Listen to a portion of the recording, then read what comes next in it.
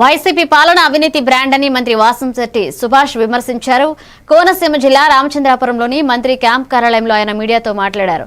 కూటమి ప్రభుత్వం అధికారంలోకి వచ్చిన తర్వాత అవినీతికి నో ఛాన్స్, ఆక్రమణలకు నో మాఫీ అన్న విధానంతో ముందుకెళ్తుందన్నారు. ఇక రాష్ట్ర ప్రజల ఆరోగ్యం, భవిష్యత్తుతో చెలగాటమాడిన వైసీపీ నాయకులు చట్టం ముందు తలవంచక తప్పదన్నారు.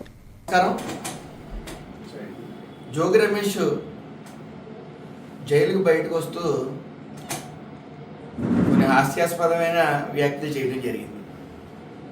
ఏదో లోకేష్ గారిని, చంద్రబాబు నాయుడు గారిని దేవుడి మీద ఒట్లేయమన్నట్టు, ఒట్లు వేయాలి, నేను నిర్దోషిని అన్నట్టు, అలాగే కుటుంబాల గురించి మాట్లాడటం, ఏదో అమాయకుల్లాగా నటించటం, ఇవన్నీ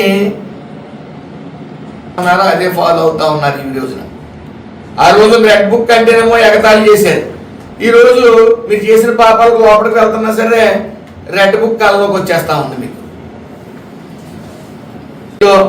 లేకపోతే పార్టీ కార్యాలయాల మీద ఎన్ని దాడులు చేస్తే, లేదా పార్టీ కార్యకర్తల మీద ఎన్ని దాడులు చేస్తే, ఇంట్ల మీద దాడులు చేస్తే మంత్రులు ఇచ్చే తత్వం. నువ్వు ఆ రోజున పార్టీ కార్యాలయాల మీద దాడి చేసిన తర్వాత నీకు మంత్రి పదవి ఇచ్చారు, అది మర్చిపోయావు. మళ్ళీ బీసీ నీకు నీ వరకు నువ్వు చేసిన మాఫియాకి లోపలికి వెళ్తుంటే దేవుళ్ళు గుర్తొస్తున్నారు, బీసీ కార్డు గుర్తొచ్చేస్తుంది. అసలు ఈ అగ్రిగోల్డ్ స్కామ్ గురించి నువ్వు ఇప్పుడు వరకు నోరెప్పలేదు. క్లీన్ బౌల్డ్ నువ్వు. అందులో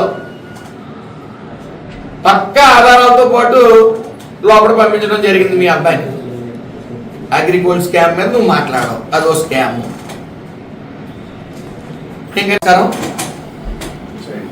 జోగి రమేష్